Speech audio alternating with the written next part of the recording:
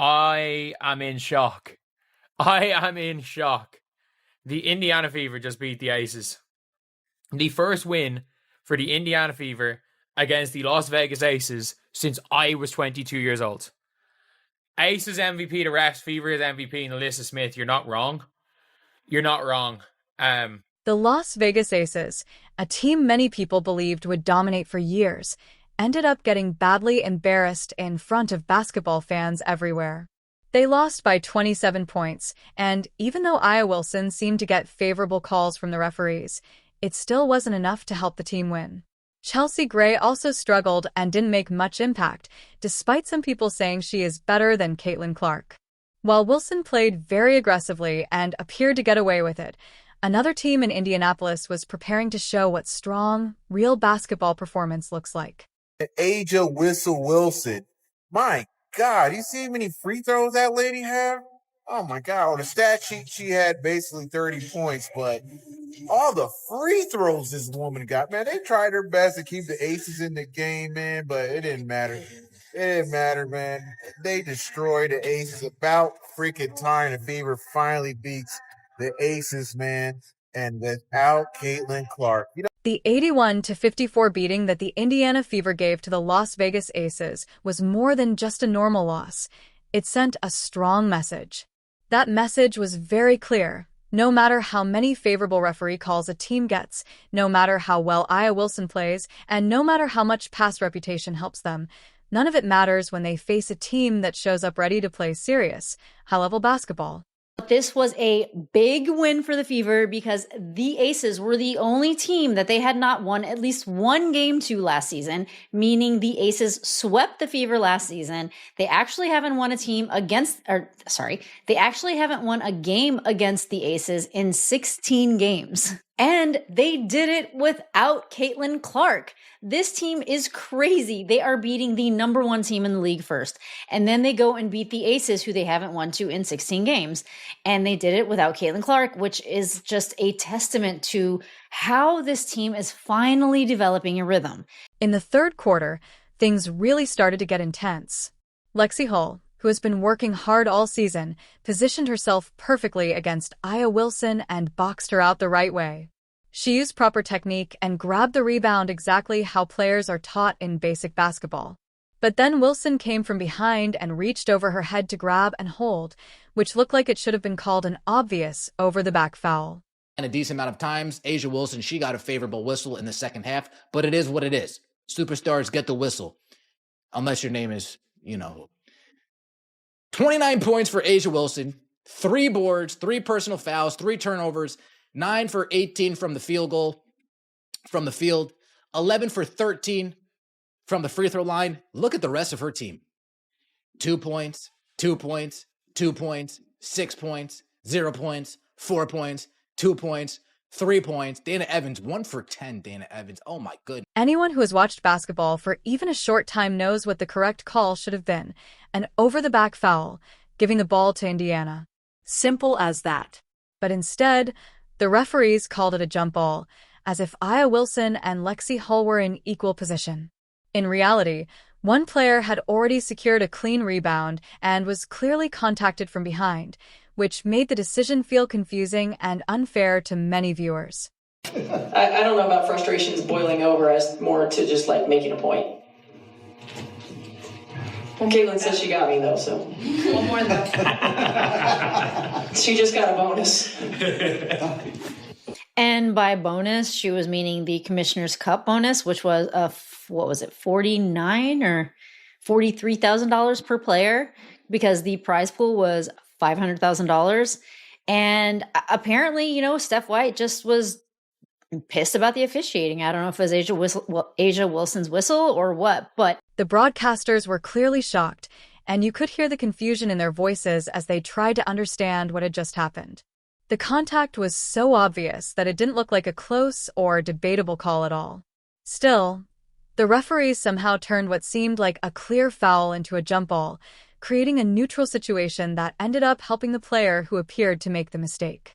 Third, like I said, the referees were starting to get on the side of the Aces. They were trying to wheel the Aces back in.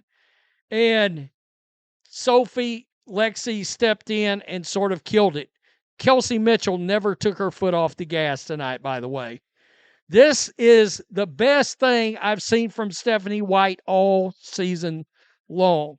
Right here, she was aggravated by the refs already, and in the fourth quarter, 5:35 left, Stephanie White lost her shit on the sideline. She lost her shit. And let me just play this right here. Roll it. Lost that lead late. And she's going to, you see her just losing it up here. Losing it. And she got teed up right there.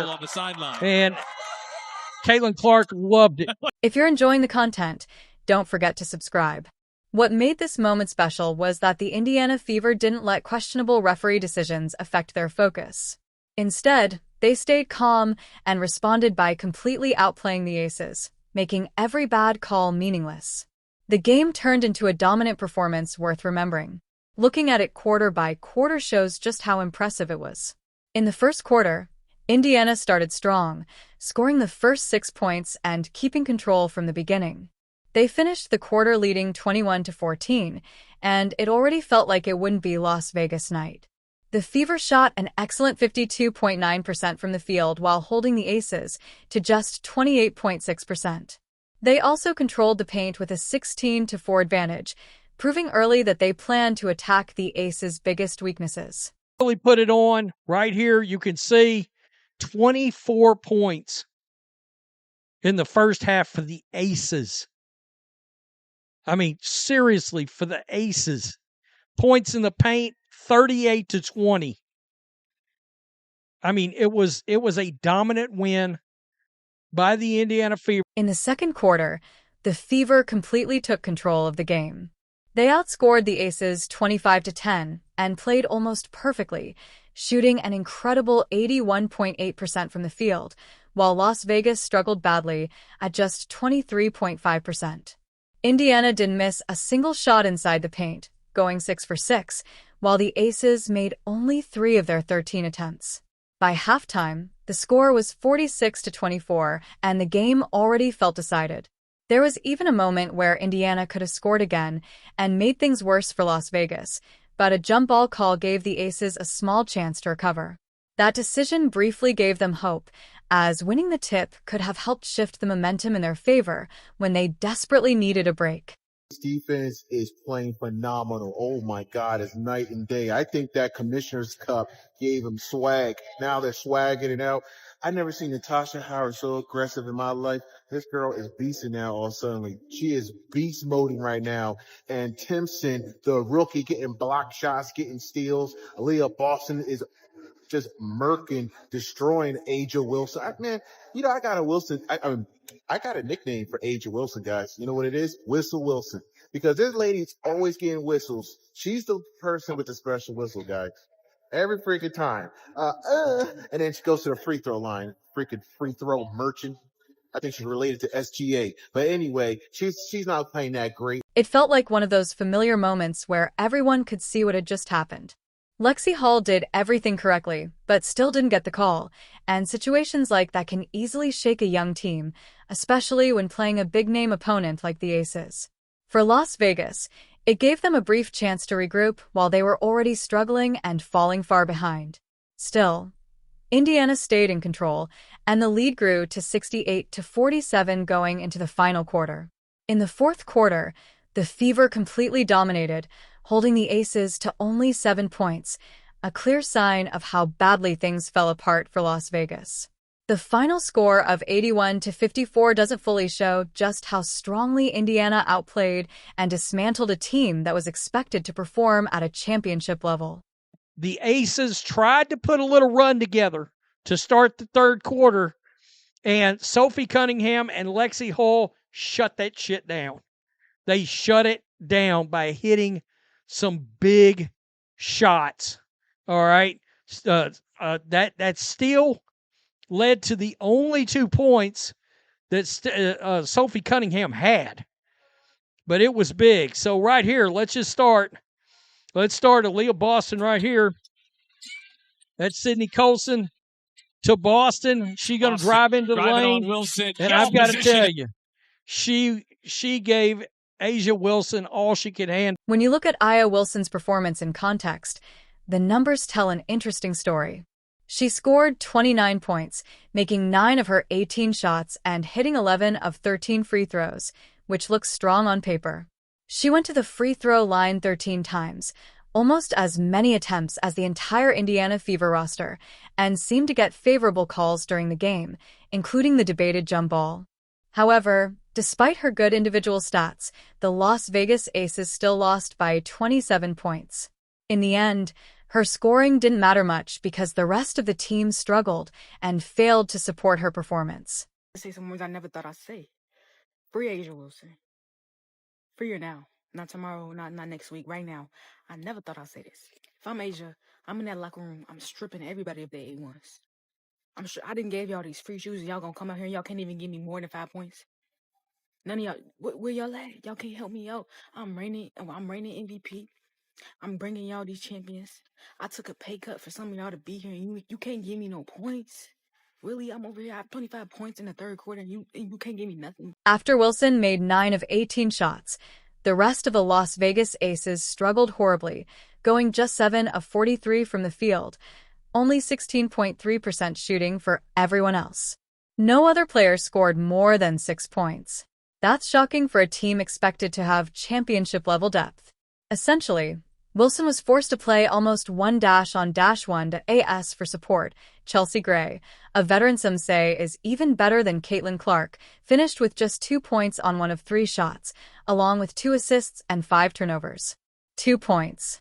She's supposed to lead the offense and help her teammates shine, but instead, she looked stuck, while the Indiana Fever defense completely shut down everything the Aces tried. Guys, when did Indiana Fever turn into the best defensive team in the NBA?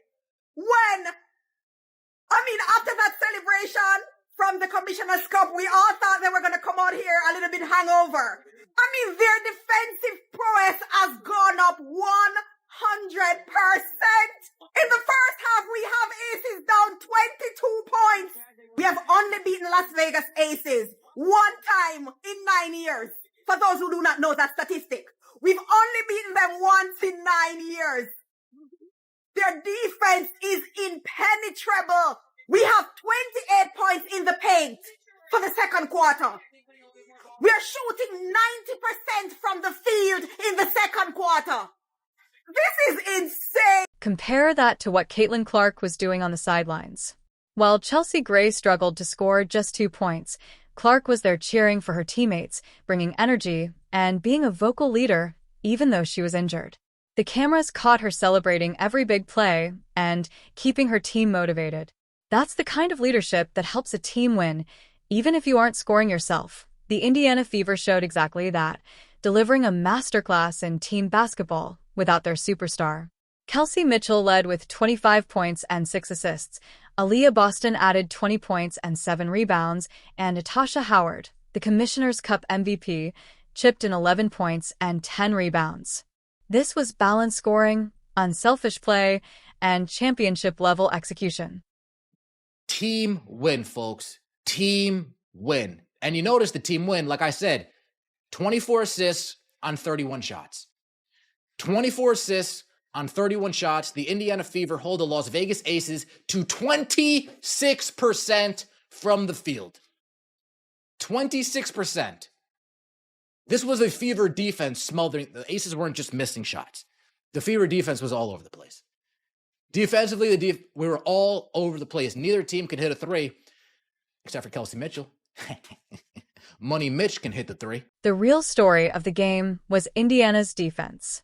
The Indiana Fever held the Las Vegas Aces to just 26% shooting, their lowest offensive output of the season, and forced 17 turnovers. They controlled the paint with a 28-10 advantage in the first half alone. Their teamwork on defense made every possession difficult for Las Vegas. This wasn't just one player carrying the team, it was 5 players working together perfectly. They covered for each other, made the extra pass, and played with chemistry that the Aces have struggled to find all season. The stats matched what you could see on the court.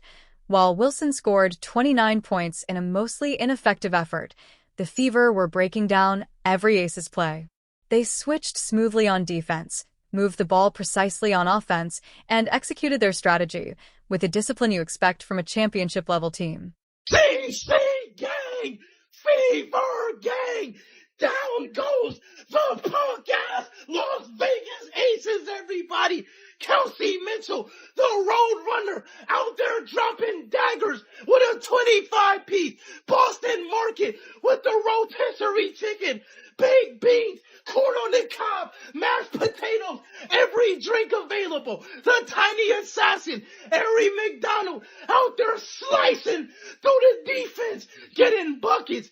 Asia crybaby ass Wilson, hold this L. You ain't nothing but a free throw merchant, goofy Indiana Fever. That's how y'all ball. I don't know what's going on right now, but y'all got the momentum. We can't wait till Caitlin Clark is back on the floor. Through it all, Caitlin Clark was clearly having a blast on the sidelines. You could see her genuine excitement for her teammates, her energy spreading to the bench, and her leadership shining even though she couldn't play. In contrast, the Las Vegas Aces looked dejected and lost, unable to understand how they had fallen so far behind. This game revealed a bigger issue that's been growing all season. The Aces are not the team they once were. They've lost their identity, chemistry, and ability to win when faced with challenges. Meanwhile, the Fever didn't just win, they dominated from start to finish, showing they were better prepared, better coached, and better equipped to handle pressure. Asia Wilson could get all the favorable calls she wants, reach over players, win jump balls instead of fouls, and hit the free throw line more than an entire opposing team. But in the end, basketball is played on the court, and teamwork always beats solo heroics. The Indiana Fever made a strong statement with this game. They aren't scared of big reputations, they don't get shaken by questionable referee calls, and they won't back down from any team. They showed real teamwork, toughness, and championship-level potential for the Las Vegas Aces. This game was a wake-up call. They're no longer the team everyone looks up to or the standard to beat. The Indiana Fever have officially arrived. Even without Caitlin Clark on the court, the Fever proved that superior team basketball beats individual talent every time. The new WNBA hierarchy is clear. The Fever are here to stay.